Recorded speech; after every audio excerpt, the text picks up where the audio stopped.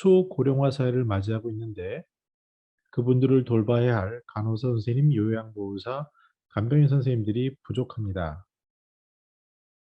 뉴스를 보면은요, 넘치는 1인당 환자 수로 떠나는 간호사들의 현실, 그리고 법제화 등 여러 가지 이슈가 있음을 알 수 있습니다. 이번 시간에는 코로나와 간호사의 맥킨지 보고서를 설명하고요. 또 돌봄 요양에 대한 전망 보고서, 이를 통해서 우리의 삶에 주는 시사점을 생각해 보도록 하겠습니다. 안녕하세요. 저는 시니어 라이프 비즈니스를 연구하는 최학입니다. 맥킨지에서 최근에 코로나19가 간호 인력에 미치는 영향 평가라는 보고서를 발표를 했습니다.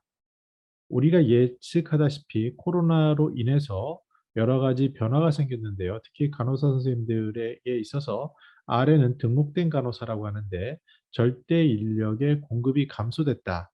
또 그리고 환자는 늘어났고 계속되는 근무 환경의 변화, 인구 증가, 고령화로 수요는 증가한다라고 이야기하고 있습니다. 하나씩 살펴보면은 미국 기준으로 등록 간호사의 수요의 약 10에서 20%가 미달될 전망이라고 하는데요. 이를 조금 더 세부적으로 살펴보면은 큰 영향을 미치는 것이 매년 4%씩 증가를 하지만 은퇴하시는 분들이 3% 정도 있고 매년 미국 간호사가 이탈하는 분들이 한 7%, 2020년에서 22년 기준이기 때문에 이를 통해서 부족 현상이 생긴다라고 이야기하고 있습니다. 그 원인을 조금 보면 증가하는 만성 요양은 요구되고 아마 고령화가 되면서 만성 질환 그리고 또 돌봄이 필요한 사람들은 늘어나고 고령화로 그 수요의 층은 점점 두꺼워지고요. 더 나아가서 고객들의 니즈로 진료 장소가 재택이라든지 이렇게 이동은 증가하게 됩니다. 따라서 가장 그 돌봄에 있어서 정점에 있는 어떻게 보면 컨트롤 타워라고 할 수 있는 간호사 선생님들의 수요는 더욱 증가하고 있다 이렇게 이야기하고 있습니다. 비단 간호사 선생님뿐만 아니라 우리 어르신들, 부모님들을 모시어 분들은 이해하는데요. 간병인 선생님들도 부족합니다. 특히 이전에는 외국에서 수요가 있어서 그런 분들이 일할 수 있었지만 이런 분들도 많이 코로나로 줄어들게 되고요. 또 그러면서 여러 가지 어려움이 있는데요. 일단은 공급할 수 있는 간병인 선생님들도 많이 부족하고요. 또 그분들 중에는 어떠한 굉장한 자격을 갖춘 분들도 있지만 굉장히 불만을 얻을 수 있는 그러한 서비스 질이 저하되는 경험도 하게 됩니다. 따라서 가족의 입장에서는 퇴근 후에 간병을 하고 하루 2번 사는 느낌이다라고 제 지인 같은 경우에도 그 비용뿐만 아니라 거기에 쓰는 에너지 또는 서비스 품질이 일정하지 못함에 따라서 아주 좋은 선생님을 만나면 너무 행복하지만 그렇지 않았을 때 느끼는 그 좌절감 이런 것들이 결국은 수요와 공급이 무너진 느낌을 우리는 현장에서 보고 있습니다. 권정현 KDI 연구위원은 돌봄 요양 및 건강관리라는 좋은 보고서를 발표를 했는데요. 알다시피 노인의 인구는 누구나 알다시피 급격히 늘어납니다. 일본의 사례를 보더라도 왜 돌봄이 필요하냐면 그림에서 보시는 걸 보시면요. 그 자립도가 떨어지기 때문입니다. 아주 건강하신 분들 약 11% 정도는 돌아가시기 전까지 굉장히 건강 상태를 유지하지만 70% 대부분은 70세를 전후해서 70에서 75세부터 건강 상태가 급격히 꺾이게 됩니다.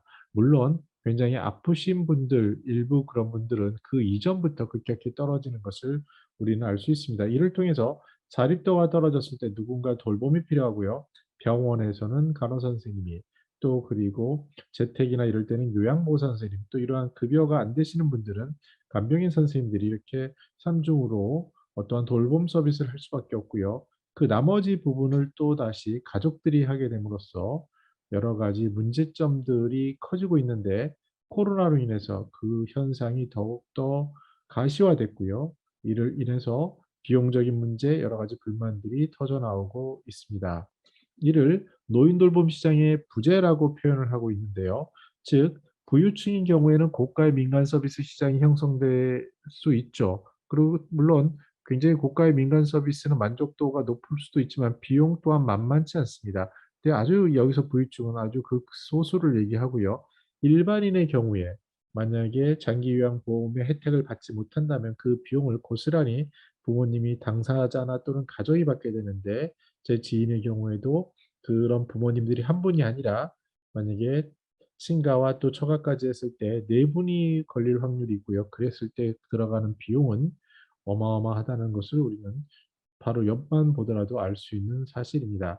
물론 복지 정책에 수급하시는 분들은 그나마 괜찮지만 이 복지 정책의 수급자라는 개념도 하루에 3 시간, 4 시간 이런 것들이기 때문에 그 나머지 빈 시간을 아무리 촘촘하게 하더라도 여전히 그 갭은 불편한 부분 이런 부분은 존재할 수밖에 없습니다. 그래서 굉장히 층이 얇고요. 대부분의 현재 건강하신 분들 앞에서 보신 것처럼 자립도가 떨어지는 시점에 잠재적 수요자는 더욱더 그 수가 고령화로 인해서 늘어나는데 정작 그것을 돌봐야 하는 간호사 선생님, 요양보호 선생님 그리고 간병인 선생님들의 수는 굉장히 줄어들 수 있고 그 안에서 질이라든지 이런 것들도 문제가 될 수 있는 것을 알 수 있습니다.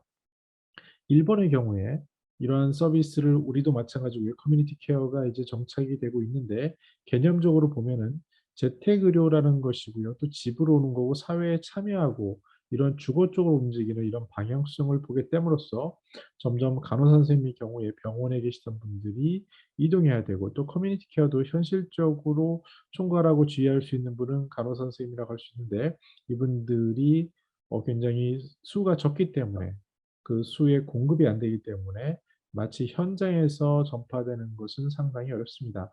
물론 굉장히 결이 좋고 뜻이 좋으신 은퇴하신 선생님들이 봉사 개념에서 다시 업무를 받아서 하는 경우 이런 좋은 선례들도 있지만 그것은 아주 예외적인 상황이고요. 일반적인 경우에는 늘어난 수요를 감당하지 못하는 것이 현상이라고 할 수 있겠습니다.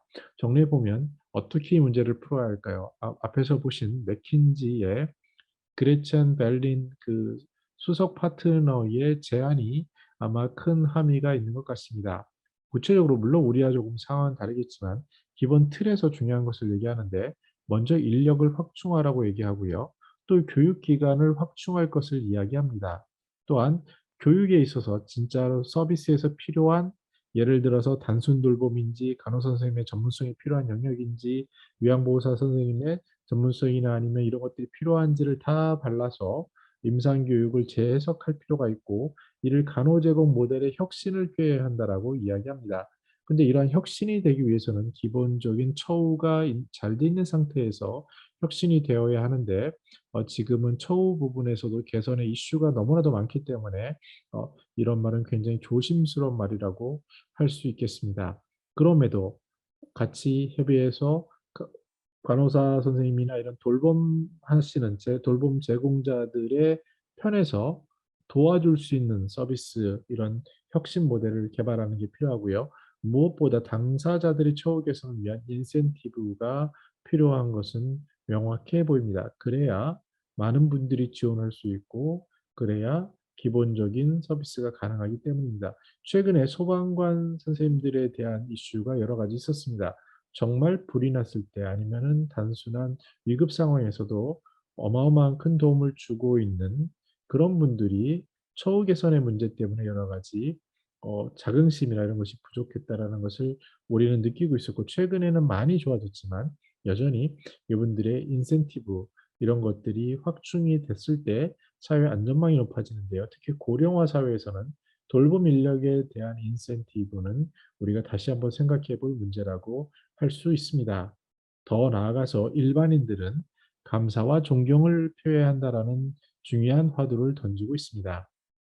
몇 년 전만 하더라도 이러한 돌봄 영역의 일은 3D라고도 치부한다면 치부할 수 있을 정도로 사회적 인식이 좋지 않았던 것을 경험하고 있습니다. 그만큼 무엇이 중요한지에 대한 진지한 탐구가 부족했기 때문이라고 생각이 되는데요. 이제는 휴먼 서비스에 대한 그 퀄리티라든지 아니면 휴먼 서비스를 제공하는 사람분들에 대한 어떠한 프라이드 그리고 인센티브 어떤 시스템 이런 것들이 더욱더 강화됨으로써 이분들에게 감사와 존경을 표하는 그런 것들이 바로 기반을 확충하는 것이고 우리가 초고령화 사회에 나의 문제 또 부모님의 문제 당장 맞닥뜨릴 삶에 있어서 어쩌면 그 시간이 긴 경우에는 10년까지 가시는 분들도 있는데요. 인생의 많은 부분을 의탁해야 되는 믿고 맡겨야 되는 그러한 돌봄 인력에 대한 존경과 감사 이러한 것들이 문화로 자리 잡는 것이 시급하지 않는가를 생각해 본 자료였습니다. 저는 더 나은 시니어 삶 공동체를 연구합니다. 감사합니다.